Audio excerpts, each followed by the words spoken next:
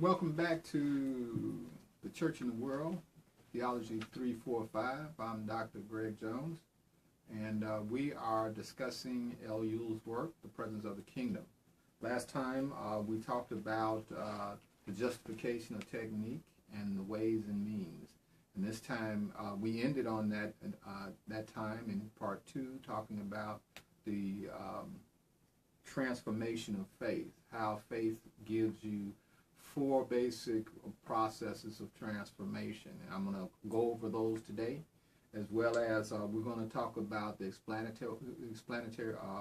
explanatory myths, as well as intellectual suicide. We also will be preparing ourselves to deal with our last lecture, which we will have on this text on next time. This is Lecture 4 for the presence of the kingdom. Okay, let's get started right away. I want to go over again the faith transformations that we talked about last time. On page 80 of the chapter, the problem of communication, Yule talks about what faith produces. So as we build our faith, in renewing our faith, he suggests that the development and the renewal of our faith causes basically 4 transformations. And let me read them to you. The first one is that faith produces a renewal of intelligence. What does it mean, though? It means that the Christian intellectual can no longer have the same philosophy, the same understanding of things, and of the world and their reality that normally everyone has. What happens is faith basically evolves your understanding and sharpens your critique toward what's going on in the world today. And so it renews our intelligence. It renews our intelligence, and it sharpens us, helps us see things more critically. 2, this transformation relates to the present period in which we're living in. So faith also produces a more concise and more precise understanding of the present period in which we are living. We look at the world that we live in now more critically. Also, this transformation takes place in Jesus Christ through the action of the Holy Spirit. As we see this transformation taking place, we are invigorated, if you will, by the Spirit, the Holy Spirit, and the presence of Christ in our lives. And that the 4th aim that this faith makes is helping us transform and understand and discern the will of God. So I want you to pay especially attention to these 4 transformations as they begin to take place in our lives, and we begin to look at them as they begin to evolve us into a more present understanding and person in the life of the Holy Spirit and Christ in the world today. Okay, so let's move on now and talk about what L. Yule is talking to us in regards to the explanatory myth. Let me begin by having you turn to page 88, and we'll look at 84, and we'll look at what he means by the explanatory myth. This explanatory myth is a character that is beginning to permeate and pervade American culture and American society. The explanatory myth is the myth that are used in relationship to the development of particular attitudes and expressions of facts in society that are not necessarily true. Let me give you this example. Hunger. Do we have enough food to feed the world? The answer to that popularly is no, we can't do that. You know, we don't need to even look at the attempt at trying to feed everyone. Certain people have to die. There's not enough. We have to take care of ourselves, and we can't worry about everyone in the world. Well, that's a myth.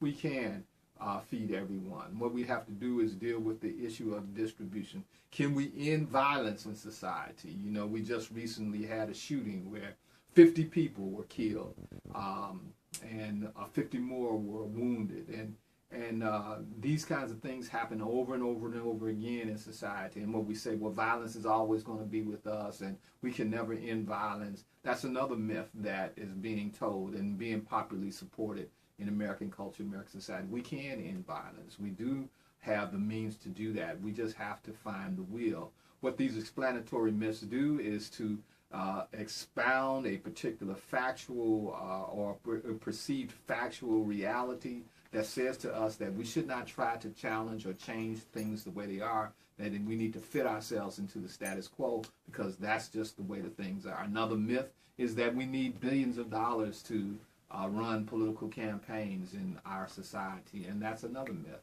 That's a lie. We don't need that. We can very easily elect candidates that can do well without necessarily spending hundreds of millions or billions of dollars in dealing with that. Another myth is in our health care. Can we find ways in which to cure certain diseases? The fact of it is that we're not putting the time, the energy, the effort, and the resources behind the kinds of things that we need to in order to end some of the problems that we see in healthcare among our pharmaceuticals or in the area of diseases. The myths that those things always have to be with us are certainly myths that are being supported and encouraged in this society. And so that's what he's talking about. The large issues that are purported as being reality, when really they're just myths that are selling to us the status quo.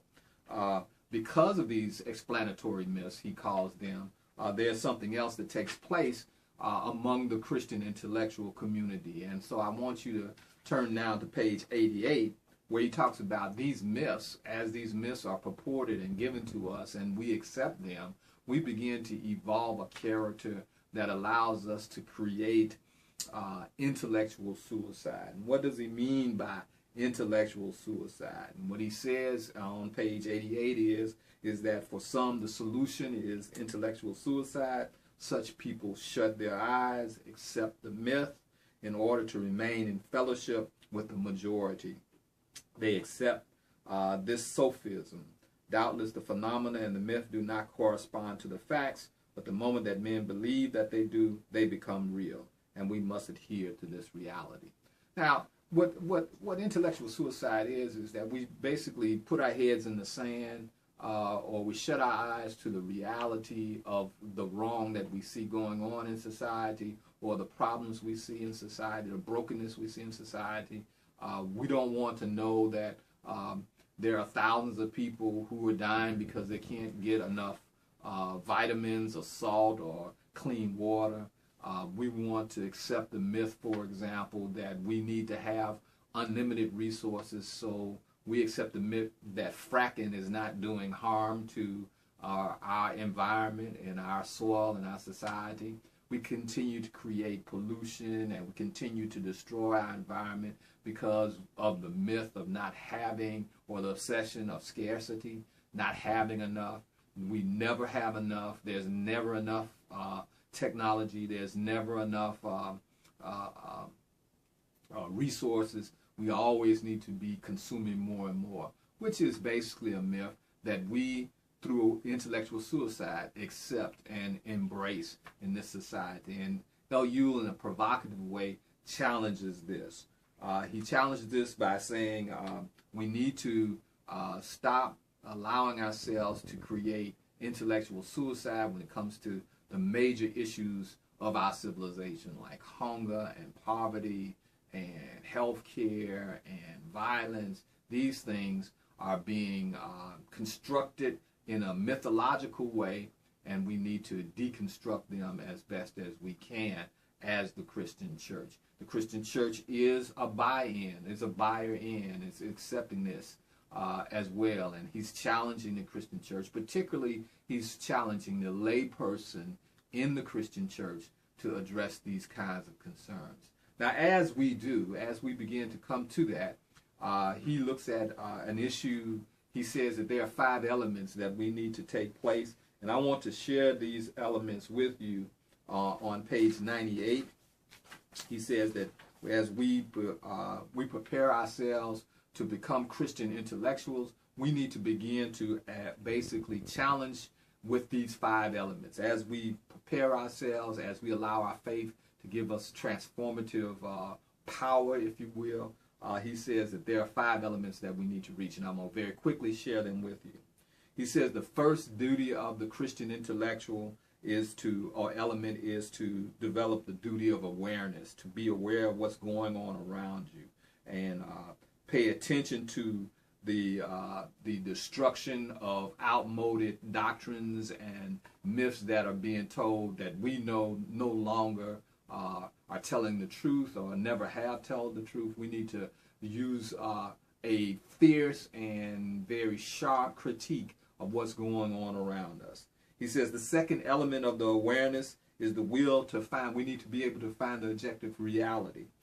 He says the third element is consistent in the fact that this reality need to be grasped at a very basic human level.